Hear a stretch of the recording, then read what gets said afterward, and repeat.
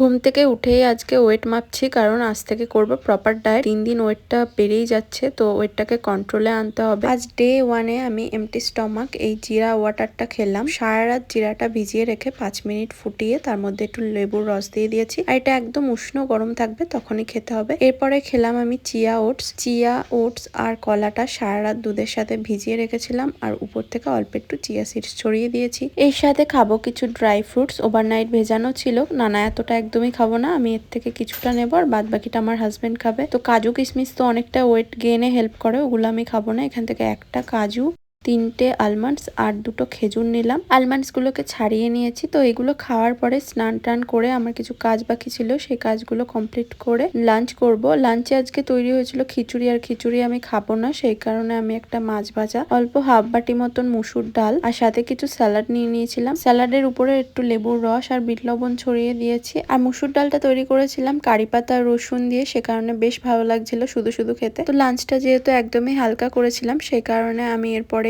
ফল খেয়ে নিয়েছিলাম। Weight loss বা গেইনে কিন্তু ফলটাও ম্যাটার করে, সে কারণে ওয়েট লসের জন্য যে ফলগুলো খাওয়া উচিত আমি সেগুলোই খাচ্ছিলাম। অল্প তরমুজ, আপেল আর নাশপাতি নিয়েছিলাম। 2-3 ঘন্টা পরে খেয়েছিলাম ব্ল্যাক কফি। ব্ল্যাক কফিটা খেতে অতটা ভালো লাগে না, কিন্তু খেলে অনেকটা এনার্জি পাওয়া যায়। আর ডিনারটা আমি 7:30 থেকে 8টার মধ্যে কমপ্লিট করে নেব, সেই কারণে তাড়াহুড়া আজকে রুটি খেলাম না, জাস্ট চিকেন স্যালাড করে খেয়ে নিয়েছিলাম। এরপর রাতে বাড়ি ফিরে শোয়ার আগে লেমন চিয়া সিডস ওয়াটারটা খেয়েছিলাম একদম হালকা উষ্ণ গরম জলে। এটা খেয়ে ঘুমিয়ে পড়েছিলাম।